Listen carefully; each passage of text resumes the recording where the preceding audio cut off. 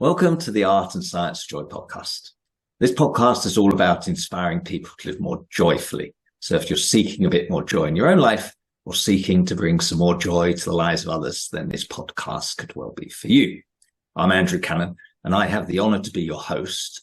And in this episode, I'm excited to be talking with Lauren Fritsch about finding joy in tough times. Lauren is an entrepreneur, an artist, and a mum. Her mental model, the Joy Money Matrix, is a simple tool that empowers creative entrepreneurs to make strategic decisions to prioritize joy and improve revenue.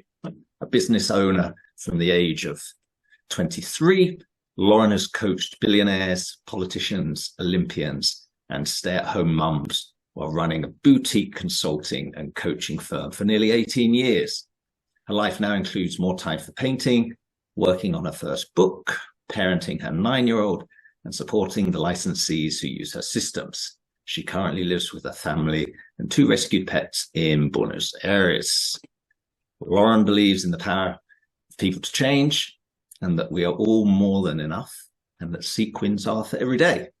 You can find more about her and at thejoymoneymatrix.com and at laurenfritsch.com, and we'll put those links into the show notes. Welcome, Lauren. Hi, thank you, Andrew, for having me. I'm excited to chat today. Well, it's lovely to have you. It's lovely to have you. Not always, but often like to start with the definition. So let's start with the definition of that little word joy. And what does living joyfully look like, in your opinion? Well, I also like to start with definitions, and I think it's always fun to dive deeply into a word. Joy is a word that we hear a lot. If you go to shops that sell various plaques to put on your walls, you'll often see it. Joy, on a black font, white plaque. Maybe it's aged a little bit. And so it's a word that we're really familiar with, but sometimes that familiarity means that we don't think about what the actual meaning is. And I want to start out by saying something that might frustrate you, which is that, of course, everyone is going to have their own definition of joy, but we'll get to how you can build that in a sec.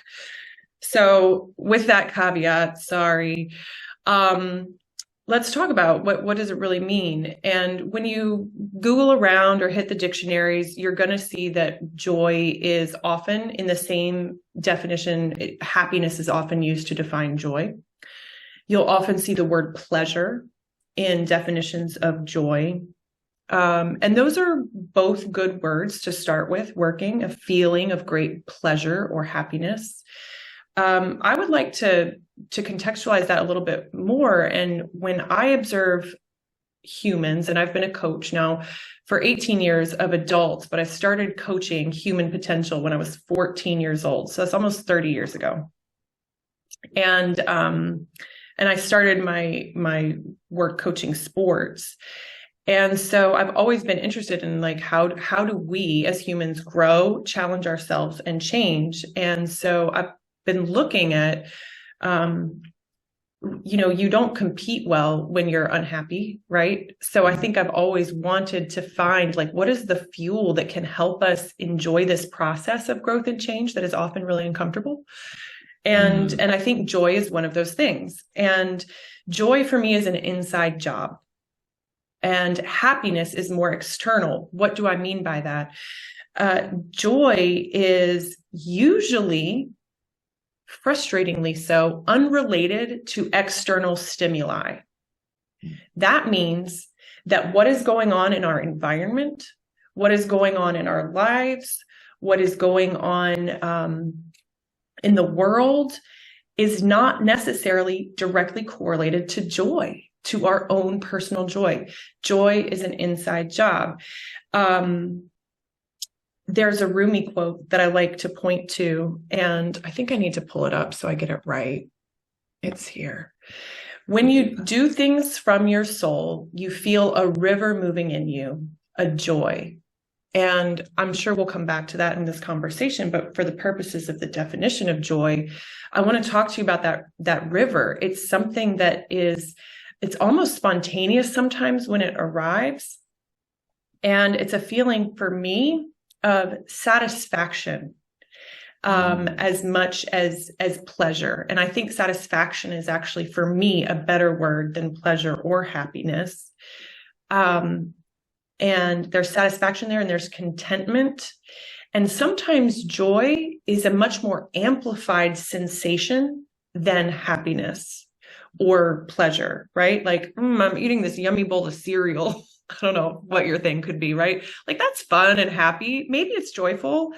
But the times when I'm feeling like real intense joy have usually been not, like I said, not directly related to the external stimulus. It's more about the state of being internally that I'm experiencing in that moment.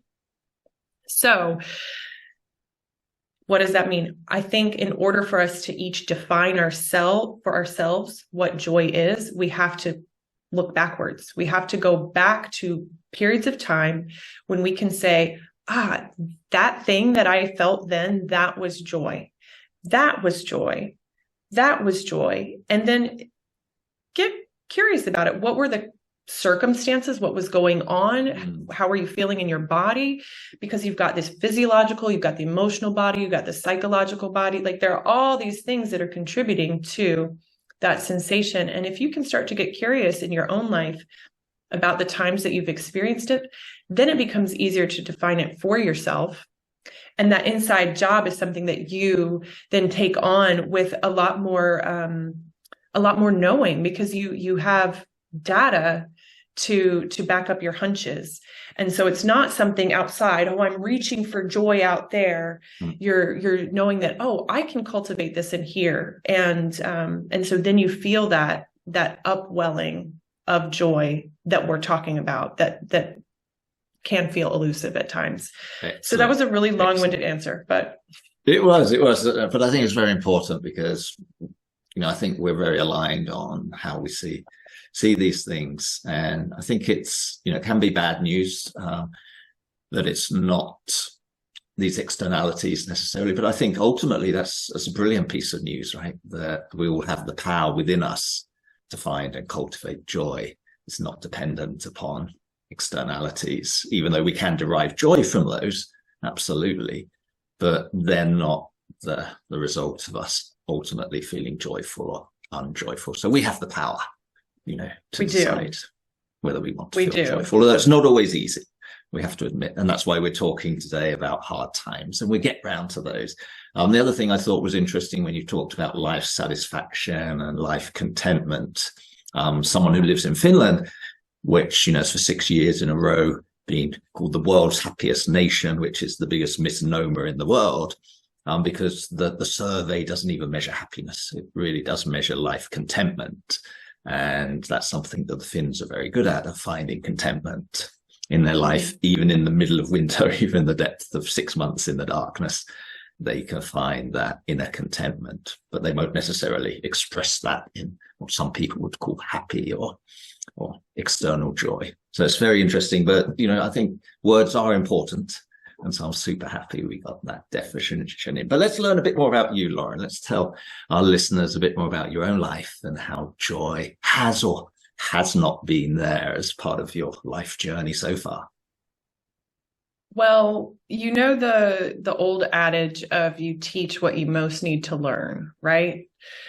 I think that does hold true sometimes, but not always. And in this case, there have been times, I would say more so in the past decade, when I've reflected in my journal or looked in the mirror or talked to my husband or a business mentor and said, why am I the one who created this thing?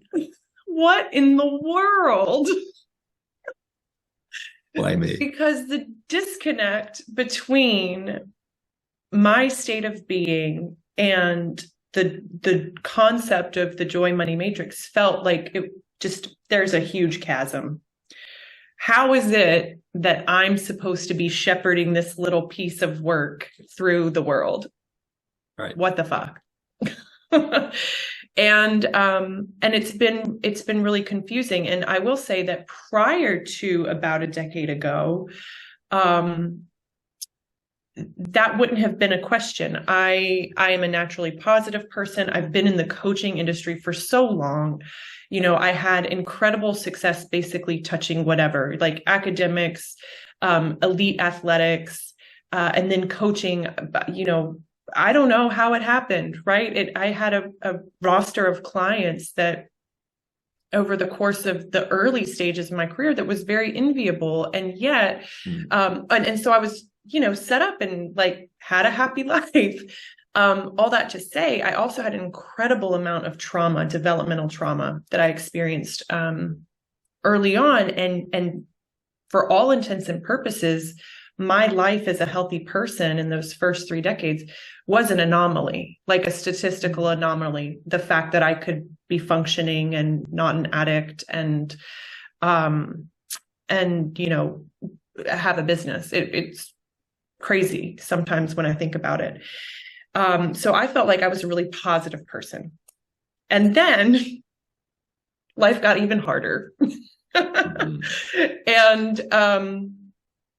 And so even though I had tools to overcome a lot of things, early in life, abuse, lots of it, an eating disorder, sexual assault, all those things paled in comparison to what I experienced over the past decade. And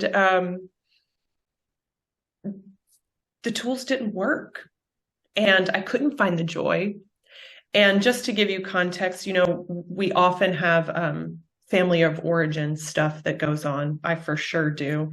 The world got hip to something called complex PTSD, which completely changed how I thought about my healing process and how I spoke about it, and also the tools I searched for. At the same time, we had a bit of a dumpster fire in the United States going on culturally, socially, that certainly impacted me personally. And then my daughter has had for about 7 years a debilitating neuropsych autoimmune disease called PANDAS, which on a good day looks like living with a psycho. So we have been through it, and I'm not even going to add to the rest of it, but certainly hardship related to finances and job loss. We have moved multiple times, international moves. We have experienced loss of loved ones, and it's all been compressed into this less than a decade period. And so I say that not to like beat the drum of like, oh, woe is me, but to share, like, if you're feeling ick, you're in good company. If there have been days where you're like, I can't do this anymore, I'm out of here, this world, peace, you're in good company. And I think that's a very natural human reaction to trauma, to chronic stress, to disease, and to death and grieving. So we as humans, we're experiencing all of these things, and I haven't even touched on a lot of the bigger cultural movements that have been happening as the background, right? So we have that too. So even if you haven't necessarily experienced the capital T trauma in your life, you've still been existing in systems that are inherently traumatic, right? We are in a process where the world is like trying to decolonize itself. We're in a world where the systems are trying to say this is no longer sustainable. So joy, how can we come into feeling joy in this? And that has been a question that I have struggled with, I've wrestled with, and some days I lose. And I don't know that I ever win per se, but the experiences that I've had have given me so much more ability to dig into this work even more deeply. And the woman I was when I created the Joy Money Matrix, and it just celebrated a 5-year birthday, I am not the same person at all. And so how I teach it and how I empower the facilitators to teach it has also shifted for the better. And I'm sure, I mean, there's so much we can talk about, but the bottom line is that joy has not been my default state. It has been one of the greatest challenges. And I am lucky to be here. Fortunately, have great support. And hopefully some of the things that we talk about today can support anybody else who's also experiencing various hardship or trauma, and know that there's something else available to you, even when it's really, really dark. Yeah, absolutely. Well, thank you for that, for sharing part of your own journey and some of the trauma and challenges that you face. And I love what you said about, not being alone. I think sometimes we can get caught up in the feeling of why me, if this is unique, this thing happening to me. And I think there's great solace to be taken in that these similar things are happening to so many people so much of the time that we're definitely not alone. And having a support network that you talked about of people that can appreciate and realize that, it's certainly a great help to many people on their journeys. And you also talked about the societal challenges, and we'll get back to those in a moment. But let's look at the inside first. And, there's a lot of research out there, including the own work that we've done on the power of joy and how much people tell us when we ask them that they really do want more joy in their lives. Right? Very few people tell us, no, I don't want more joy in my life. So it's an easy question to say yes to. And we also know that even though joy is individual, the overarching recipe items are the same that are available to everybody. So on a real macro level, you could say, your well-being, your sense of belonging, your impact on other people or on the planet, as well as fun, are some of those core elements that everybody can tap into to start building their own recipe for joy. So that's all there. And so everybody wants it. It's reasonably easy when you put it down on paper like that. You do a little framework, a few boxes, a few dimensions, all good. And then the reality is people struggle. People really do struggle to find and then harvest more joy in their lives on a daily basis. And so the question to you, Lauren, is why do you think that is? Why is it so difficult? So there are multiple reasons, I think, that it's hard to access joy. Number one is I do think that there is privilege in being able to access those 4 core building blocks of joy. And so I think it's important to acknowledge that we all cannot necessarily get to those places of gratitude or connection or purpose for really real structural reasons. And so then it becomes even more important to say, why is it so hard? I think that we as humans have a tendency to, especially if there's a background of activated central nervous system. So if you have stress, if it's chronic, if your cortisol's high, your adrenaline's high, if you're living in any kind of circumstance that jacks up the nervous system, going to do the joyful things might not feel safe. And I think that we cannot talk about joy if we don't acknowledge that some of us don't have a feeling of safety around those activities, which might be our on-ramp to joy. And so that's really important to acknowledge. And some of those activities might be meditation or mindfulness or yoga, or fun for that matter. So if those things aren't accessible in a safe environment, whether that's an internal environment or an external environment, then your on-ramp to joy is going to be a lot harder.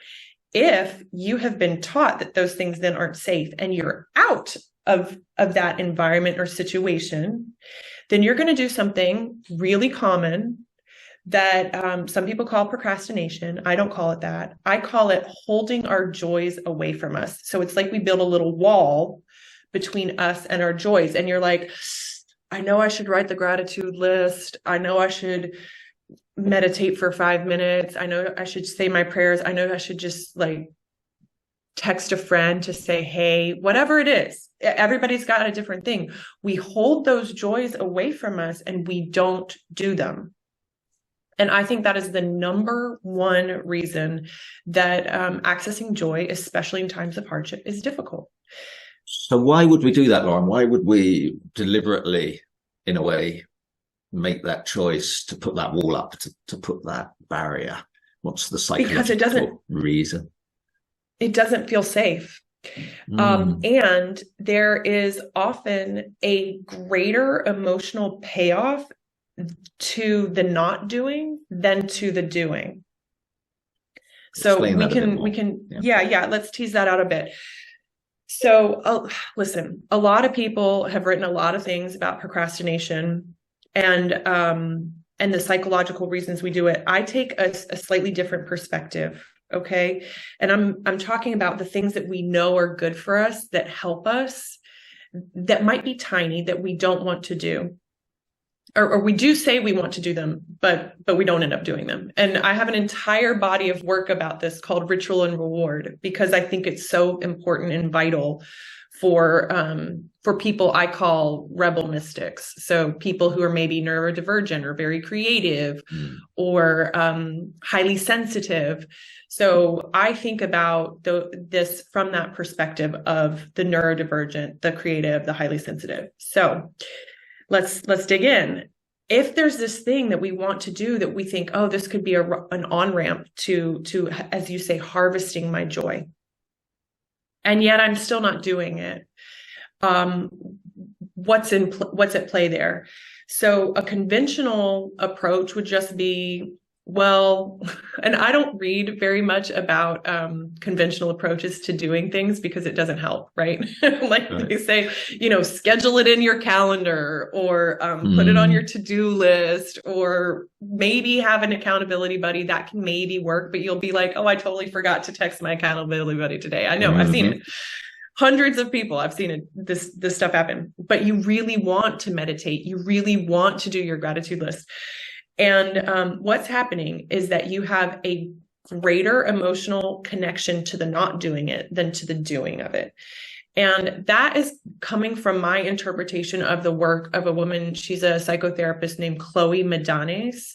And she partnered with Tony Robbins actually a long time ago, but she's evolved her training. It's the Medanes approach to helping people change.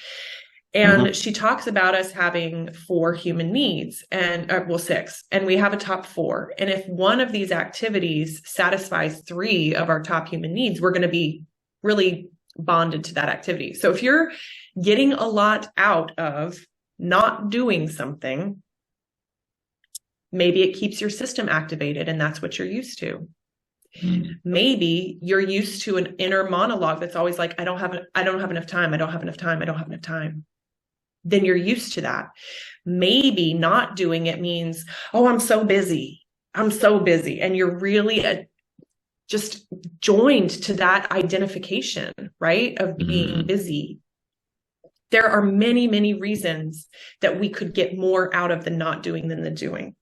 And they're going to be individual for each one. And some of them could be quite deep and some of them could be quite emotional. So as you're thinking, okay, what's really going on here? Would I rather, do I want to be the meditator or do I not want to be the meditator? Do I want to do my art every day or do I not? It helps to get underneath the hood a little bit and be like, what am I getting out of not doing this? And just ask that question. Start there and be really, really gentle, because again, we have really good reasons for why we're doing these things. And it's helpful not to startle us, the internal self. No sudden movements, okay? No shock to the system. No. So if you're holding your joys away from you, know that there's a really good reason, and start with the question of, what am I getting out of not doing it? I love that. I love that, Lauren. I love that thought of turning that question around, because, sometimes I'm looking at it like I used to do. The gym used to be my thing. And, classic of having the gym bag in the car and finding a million reasons why I shouldn't stop today, but I will tomorrow. and to keep it in the car. But I never did what you said back then of thinking about, well, why am I doing this? What am I getting out of not doing this? And I think if I'd done that, that would have helped me then build a routine that would work for me.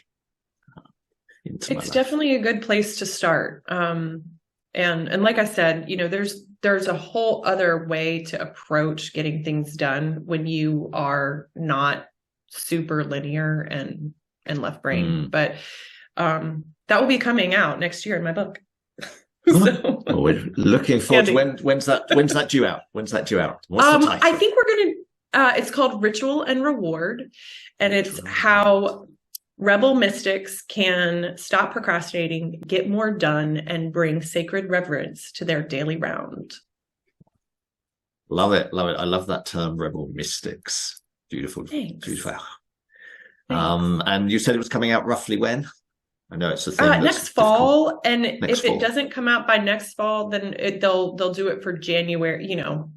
Christmas to January for all like the New Year's. All right. Well, we'll keep our members up to date, and we'll let them know when it's coming out for sure.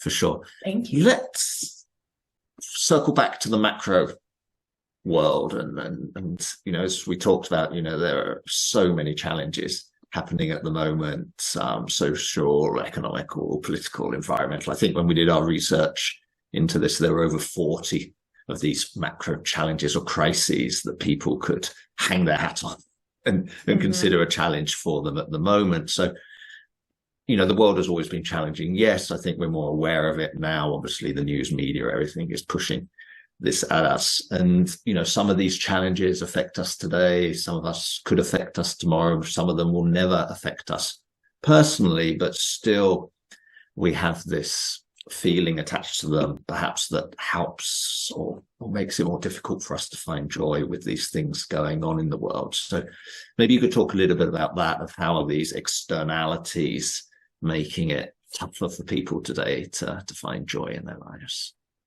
I think it's really easy to spend time in despair about the state of the world. And anybody who is empathic is going to feel that more deeply. You're just going to feel it in a different way. So I think two things have to be in play. I think one is, in order to be able to continue to find joy, is to look for the bright spots and look for the people and the movements who are doing good work to benefit the whole, right? I think that's one of the first things we have to do. The second one is to really invoke the non-dual perspective of yes, and there is a lot of crazy stuff happening, and I still get to have a productive life, or I still get to do this, or I still get to have an impact in this way. And, I use the term rebel mystic on purpose, because the way of the mystics and if you're not familiar with that term, the way that I use the term mystic is, I came at it, I guess, as I started to interrogate my upbringing in a very fundamentalist religious background, Protestant evangelical background.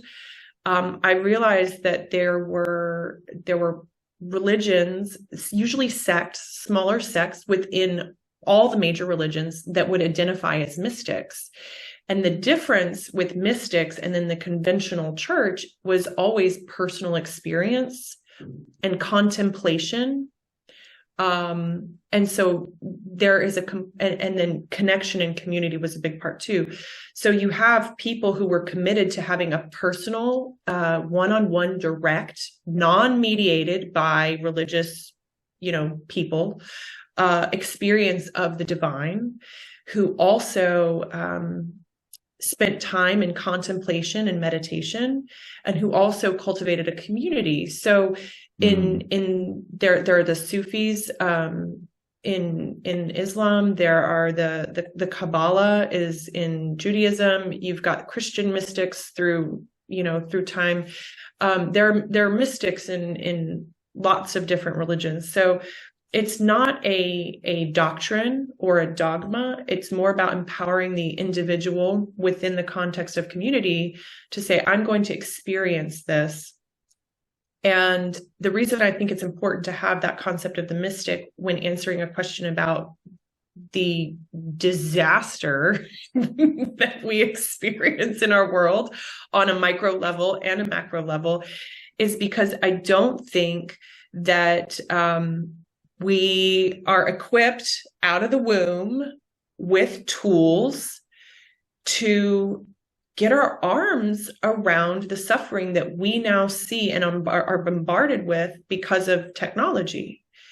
No one gave us a roadmap for how to be human now that everything that's happening is in front of us all the time, every day, if we choose to look at it. And so that can be a very heavy place for empaths and for people who are seeking joy. And I don't necessarily think the answer is all the time to go the other direction and go, I'm not going to look at it at all, which I have done in my life. And that served its purpose. In 2008, I didn't even know what Darfur was. And I was on a media fast for about 2 years. And so it can be helpful at times. The people who I think provide great wisdom around this tend to be the leaders like Dalai Lama, Toko Pa, I think is amazing talking about this. And then to consider there's a type of meditation that is where you take in the suffering of the world and you use your breath and then you send back out your love, right? And there's some neuroscience in there that maybe I want to talk about at another point in time, but all that to say is if you want to experience that kind of participation with the suffering of the world, then that can be a really effective way to do it. And you don't need someone to teach you how to do this. You can just do it on your own. So for example, on an in-breath, you can breathe in, I don't want to say one or the other, but like you can breathe in Palestine and Israel on the in-breath. You can breathe out your love, your compassion on the out-breath, right? It is literally that simple. You don't need instructions. You don't need a video. That's what you do. This works beautifully for family. So I will often go breathe in a name, breathe out love and compassion to that person. And I say that as someone who's gone no contact with various family members. I still do that. That, and you can call it breathing, you can call it meditation, you can call it prayer, whatever works. So that for me is the way that we alchemize the suffering that we are witnesses of, so that we can not overwhelm our nervous systems. And if you need to take a break, by all means, permission to take a break from the chaos, right? Because you got to start here. Yeah. No, I like those. I like those two things. One of the things that worked for me, that the fasting of the media didn't really work, but the learning and ability to not take it personally, the things that weren't in my sphere of influence, became extremely helpful for me through that process to try and understand where I could influence and where I couldn't influence things. But I love that breath work aspect, adding to that show that love, show that compassion, to not just be a neutral player, but participate energetically in the healing. Yeah, it's helpful. It's helpful to have like an exercise to do, because otherwise you can get stuck in feeling powerlessness and then like scrolling. But the other thing too is that self-righteousness or righteousness is not necessarily a bad thing. But when we're talking about these kind of like chaotic things that are happening around the world, war, climate, whatever you get righteous about, and rightfully so, okay?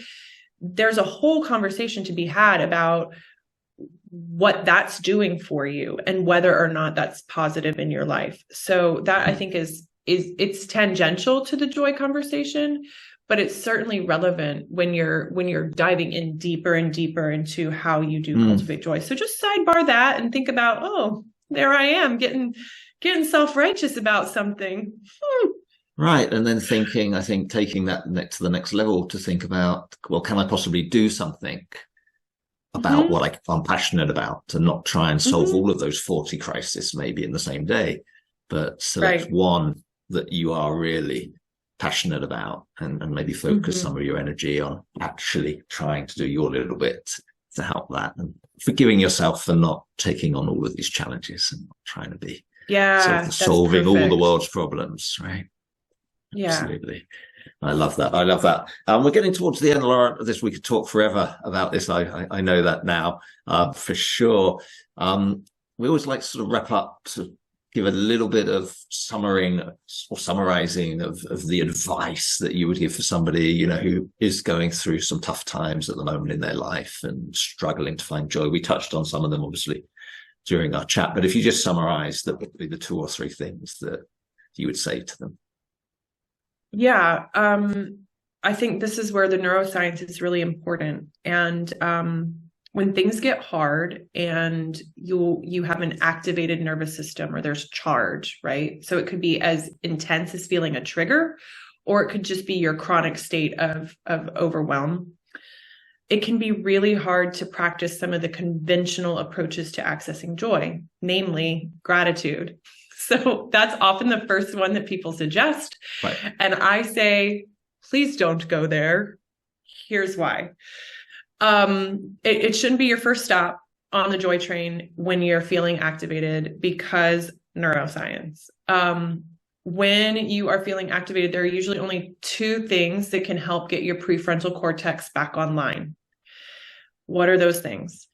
Those things are love and compassion. Okay. So go to those first. How do we go to those? What does that look like? I think usually compassion is actually easier. So that is a great time to think about those people, or animals, or whomever incites for you feelings of compassion and warmth, right? You don't have to love them, but you're like, oh, like fur babies are a great place. If there is someone in your life that you feel love for, then going there is a great spot. And that can help get your prefrontal cortex online. And again, this is when things are hard, when we're activated, we're just overstressed, we're overwhelmed, we're in a depression, whatever that looks like for you. And I remember when someone suggested to me, oh, make a gratitude list. And I was like, fuck off with your gratitude list. That is not on my agenda. And I was like, mad. I got triggered, right? Totally triggered. But I learned later why that was the case, why that felt so far away from me. And it sounds super cheesy, but if you've ever heard of heart math, or if you haven't, go check out the research. But the heart actually has incredible electrical charge, right? And it keeps our bodies going. And so it sounds cheesy, but one of the ways that I get my prefrontal cortex back online after I've been activated is hand over heart, and what heart math calls heart breathing through your heart. So instead of breathing through your nose or your mouth, you like visualize heart breath, right? So you can see the expansion and contraction of the breath from the heart center, from the heart space. Love it. That will get you into love and compassion. So that's cool. And if you're super activated and joy is nowhere to be found, don't worry about taking deep in breaths. That can be counterproductive to what you're trying to do. Actually focus just on a really long, nice out breath. You're going to automatically breathe in whichever way you need to. Don't worry about it. And you can do that through your heart. I think there's also more to be said, but it's not quick. So I'll skip it today. About the practice of acceptance of whatever is the heaviness that we have. And I am still building my acceptance muscle. I'm really bad at it. I at times hate it. And yet I know that that's a big piece. And so, acceptance, you're going to be like, you're some lady on a podcast, you're telling me to accept this like really shitty situation. I'm not telling you to. It's a much richer, bigger thing, but know in the back of your mind, there will come a day when you're like, I think I'm ready to start picking that thread, and it will be there for you when you're ready for that. But you don't have to accept anything right now, especially if it's shitty. And finally, remember that joy is an inside job, and that no one can take it away from you. And that it's usually free. There you go. There you go. Excellent. That's good to know in the world we're in today, with the cost of living crisis being one of the things impacting us. Go inside, find that joy. And I think we'll circle back to acceptance and maybe even forgiveness, and forgiveness of self, even as maybe another topic that can be definitely a path to joy out of darkness. So we'll leave that for another time. So finally, back to joy. Quick question we always ask our guests. Lauren, what brings you joy? Nature. Such a basic answer, but it's like my favorite. It's beautiful. It's a one-word answer. Yeah. It's an answer I love. I will say, and I can say, I will say, I do like sparkly things. So they also sequins give are for me every joy. Day, right? Sequins are for every day. I love sparkly things, but yeah, nature is my jam. Right. Well, we can put those two together. So when the sun sparkles on a stretch of water, that's purely magical to sit there and reflect upon the beauty of that. So thank you, Lauren, for joining us today. It's been a real pleasure and a joy chatting with you. And I hope you, our listeners, have enjoyed this podcast episode as much as I have. And I hope you've been inspired by Lauren to find joy in your life, even when times are on the tough side. If you're not already a member of the Year of Joy community, please visit our website, The Art and Science of Joy, and find out more on how to join. And we'll post the links on how to connect with Lauren and find out more about the great stuff she's up to in the show notes. And as I said, we'll publish the link to her book when that comes out. Looking forward to that already. So thank you once again, Lauren. It's been a real pleasure talking to you. Thank you, Andrew. Likewise. I really enjoyed our conversation. Excellent stuff. And thanks once again, listeners. And I hope you tune in for the next episode of the Art and Science of Joy podcast. Until then, stay well and find your joy.